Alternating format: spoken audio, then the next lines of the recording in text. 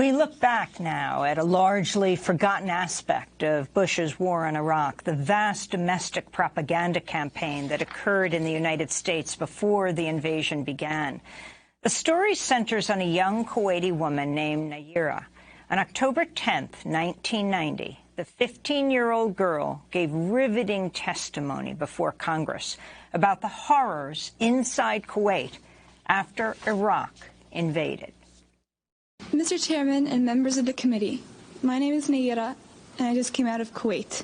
My sister, with my 5-day-old nephew, traveled across the desert to safety. There was no milk available for the baby in Kuwait. They barely escaped when their car was stuck in the desert sand, and help came from Saudi Arabia. I stayed behind and wanted to do something for my country. The second week after the invasion, I volunteered at the Al-Adan hospital with 12 other women who wanted to help as well. I was the youngest volunteer. The other women were from 20 to 30 years old. While I was there, I saw the Iraqi soldiers come into the hospital with guns. They took the babies out of the incubators. Took the incubators and left the children to die on the cold floor. It was horrifying. I could not help but think of my nephew. Nayira's testimony was rebroadcast across the country and marked a turning point in public opinion on going to war. President George H.W. Bush repeatedly cited her claims. They had kids in incubators, and they were thrown out of the incubators so that Kuwait could be systematically dismantled. 3 months after Nayira testified, President George H.W. Bush launched the invasion of Iraq. But it turned out Nayira's claims weren't true. No human rights group or news outlet could confirm what she said. It also turned out Nayira was not just any Kuwaiti teenager. She was the daughter of the Kuwaiti ambassador to the United States, Saad Nasser al-Sabah. She had been coached by the public relations firm Hill & Knowlton, which was working for the Kuwaiti government. We're joined now by the journalist who first revealed Nayira's identity. Rick MacArthur, the president and publisher of Harper's Magazine, the author of the book Second Front, Censorship and Propaganda in the 1991 Gulf War. I mean, so, you know, as we said, this is as a turning point. You have this teenager, this girl saying she witnessed this, that Iraqi soldiers came into Kuwait and ripped babies out of Kuwaiti incubators. But she was only referred to as Nayira at the time of the testimony. It wasn't Nayira al-Sabah, so you would know that she is the daughter of the Kuwaiti ambassador who also testified in that hearing. Correct. That's all part of the propaganda plan, is to maintain her anonymity, to protect her and her family against reprisals in Kuwait. That was the cover story. But, of course, nobody bothered to try to find out who she really was. They just bought the story hook, line, and sinker, even though at the time there were a couple of human rights investigators who were becoming suspicious. I got onto the trail after the war, unfortunately, and was able to run down what really had happened, which was that Hill & Knowlton selected her as a persuasive witness to this atrocity, and it was all part of a campaign to turn Saddam Hussein, at least in the public consciousness, into Adolf Hitler.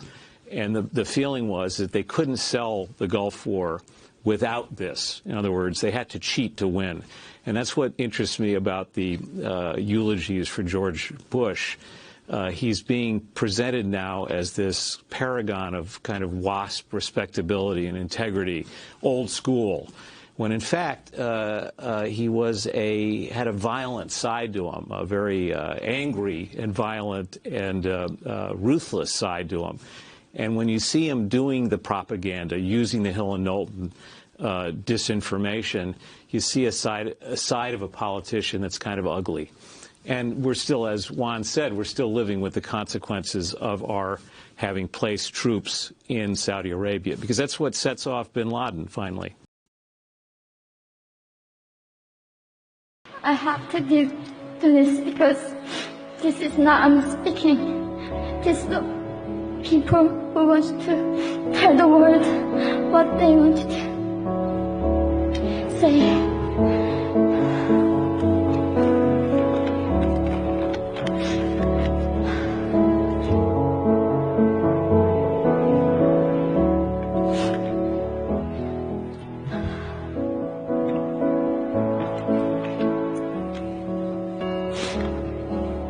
North Korea is an unimaginable country. There is only one channel on TV. There is no internet. We aren't free to sing, say, wear, or think what we want.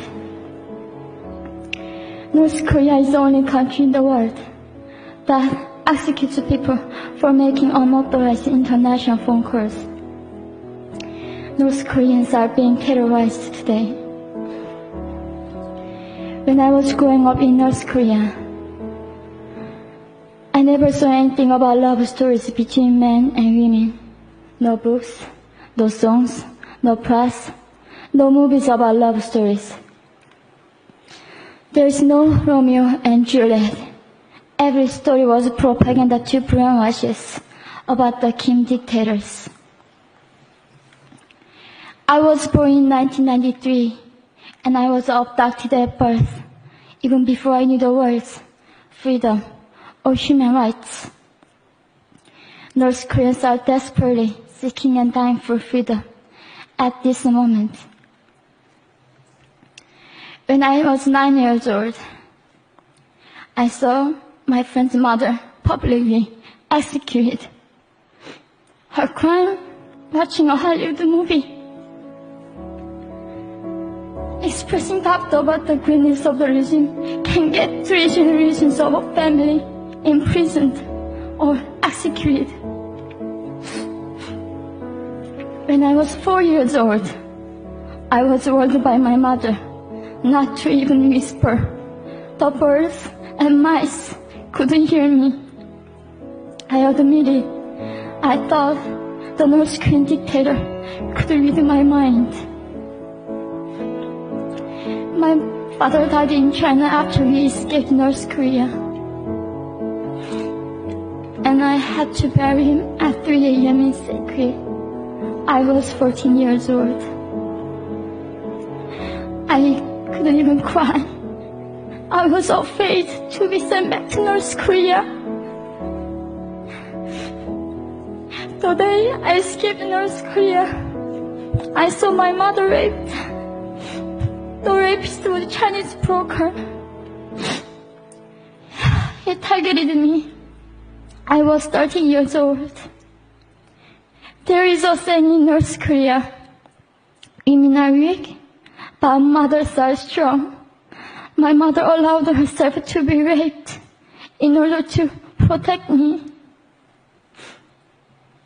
North Korean refugees, about 300,000, are vulnerable in China. 70% of North Korean and teenage girls are being victimized, sometimes sold for as little as $200.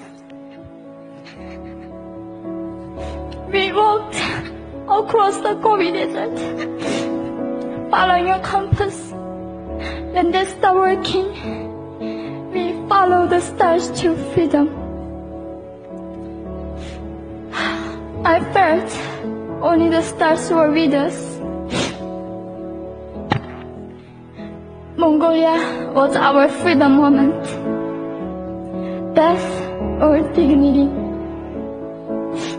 Under the knives, we were prepared to kill ourselves if we were going to be sent back to North Korea. We wanted to live as humans.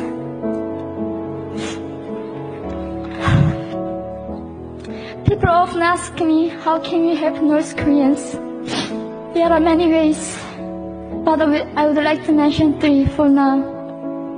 1. Educate yourself so you can raise awareness about human crisis in North Korea. 2. Help and support North Korean refugees who are trying to escape to freedom. 3. Petition China stop repatriation. We have to shed light on the darkest place in the world. It isn't just North Korean human rights. It's our rights that North Korean dictators have violated for 7 decades. We need governments all around the world to put more pressure on China to stop repatriation. In particular, Chinese delegates of One Young World can play a part by speaking up.